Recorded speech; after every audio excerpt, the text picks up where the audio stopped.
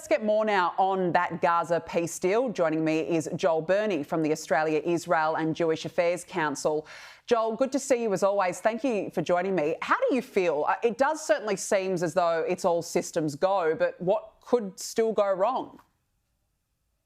Thank you, Danica, as always, for having me. Well, one thing that I am is I'm excited. I'm excited by the prospect that after 2 years in captivity, hopefully 20 living hostages, along with 28 deceased bodies, will be coming to Israel shortly, potentially as soon as Monday. So in your opening monologue, you stressed that the Israeli cabinet and government has approved the first phase of the hostage release deal, which will see the hostages being released hopefully within 72 hours, as I said, on Monday.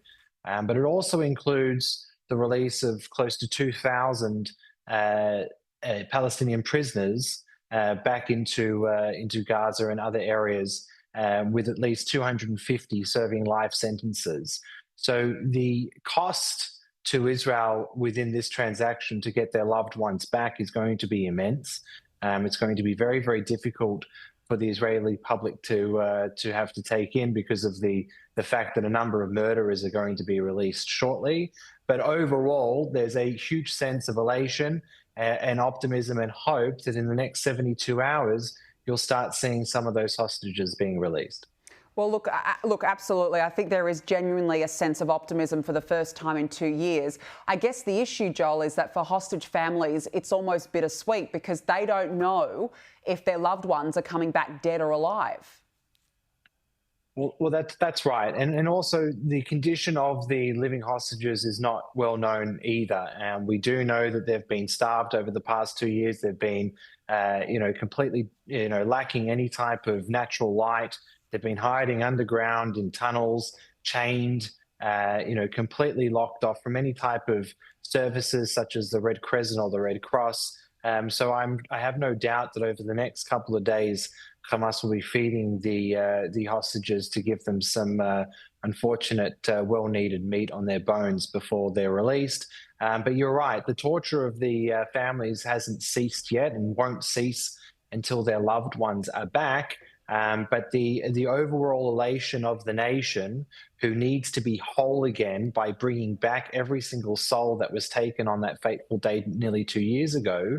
But we need to then transition our focus from happiness and elation to the practical issues that we still have within the implementation in full of the Trump peace plan, which includes the other phases of the deal, notably the demilitarization of Hamas and the installation of a new technocratic government, which does not include Hamas. So these are very, very big issues yet to be ironed out and yet to be agreed upon. So Israel will have to transition quickly from very huge elation and happiness to keenly focused on what the day after in Gaza is actually going to look like. Well, that's what I wanted to ask you, because obviously this is phase one.